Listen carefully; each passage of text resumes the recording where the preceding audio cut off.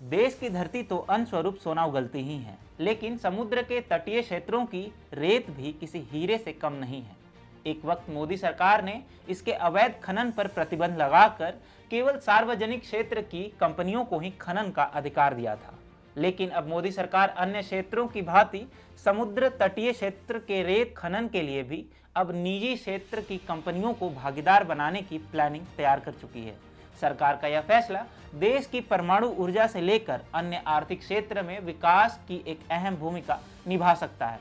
लेकिन क्या है ये प्लानिंग और इसे लेकर क्या है सरकार की तैयारी, जानेंगे टीएफआई के इस वीडियो में मेरे यानी अभिनव के साथ। तो चलिए आरंभ करते हैं। इससे पहले कि आप इस वीडियो को देखना शुरू करें, आपने मुझे संस्कृत उद्धरण और भारतीय नायकों की प्रिंट वाला यह अद्भुत टी शर्ट पहने हुए देखा होगा। और अच्छी खबर यह है कि आप इन्हें आसानी से प्राप्त भी कर सकते हैं। अभी tfistore.com पर जाएं और ढेर सारे विकल्पों में से अपना पसंदीदा टी शर्ट चुनें।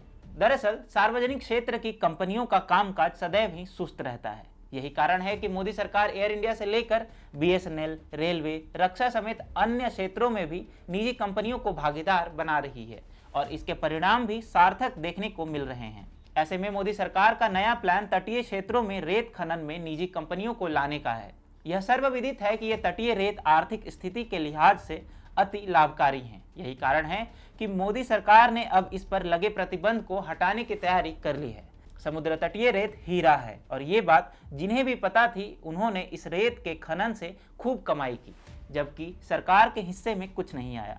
ऐसे में मोदी सरकार अब अपने 5 साल पुराने किए गए फैसले की समीक्षा की तैयारी कर चुकी है, जिसका उद्देश्य इस क्षेत्र में निजी कंपनियों को बढ़ावा देने का है। इसके लिए सरकार द्वारा एक पैनल स्थापित किया गया है जो कि प्रतिबंध की समीक्षा कर इसमें राहत के सुझाव दे सकता है। खास बात यह है कि समुद्र तट पर मुख्य खनिज तत्व पाए जाते हैं, जिनमें से कई की विशेषता ये भी है कि ये केवल भारत के ही तटीय क्षेत्र में पाए जाते हैं।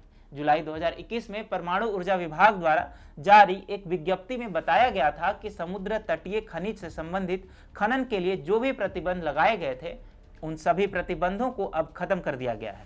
इंडियन एक्सप्रेस ने मंगलवार को बताया कि 18 सितंबर को सभी विभागों और मंत्रालयों के सचिवों के साथ प्रधानमंत्री नरेंद्र मोदी ने बैठक की थी और केंद्र ने एक व्यापक 60 सूत्रीय कार्य योजना तैयार की है। वहीं इस प्लान में यह भी कहा गया था कि वर्तमान में 2 क्षेत्र प्रतिबंधित हैं। पहला, समुद्र तटीय रेत खनिज, जिसका खनन केवल परमाणु ऊर्जा विभाग ही कर सकता है, और दूसरा अपतटीय खनन। वर्तमान में केवल पीएसयू के माध्यम से ही इसका खनन होता है।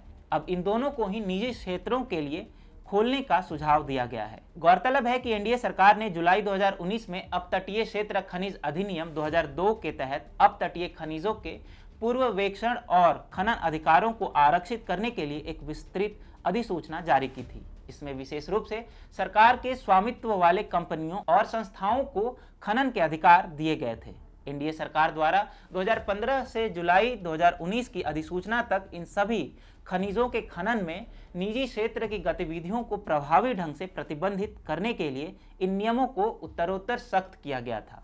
एईआरबी ने परमाणु ऊर्जा नियम 2004 के तहत इन निजी पार्टियों द्वारा रेडियोलॉजिकल सुरक्षा विचारों के लिए खनिज पृथक्करण संयंत्रों के संचालन के लिए लाइसेंस का नवीनीकरण बंद कर दिया था।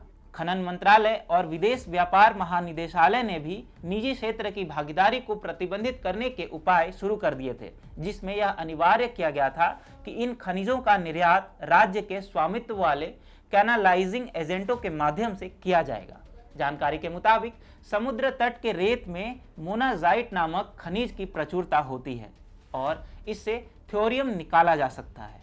थ्योरियम भारत के 3 चरणों वाला परमाणु कार्यक्रम का एक प्रमुख घटक है, जिसे प्लूटोनियम जैसे विखंडनीय सामग्री के साथ मिलाकर परमाणु ईंधन में बदला जा सकता है और ये ईंधन की खपत के लिए एक महत्वपूर्ण घटक बन सकता है। मोनाजाइट के अलावा भारतीय समुद्र तटीय क्षेत्रों में गार्नेट, इल्मेनाइट और जिरकॉन जैसे खनिज भी पाए जाते हैं। खास बात यह है कि ये सभी खनिज भारतीय तटीय रेत में सर्वाधिक पाए जाते हैं।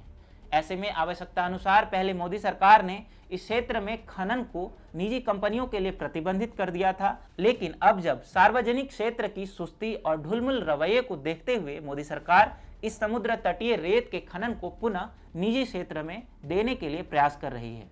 ये न केवल देश के लिए आर्थिक क्षेत्र में लाभकारी होगा, इसके विपरीत यह रक्षा क्षेत्र और ईंधन के क्षेत्र में भी एक नई क्रांति का पर्याय बन सकता है।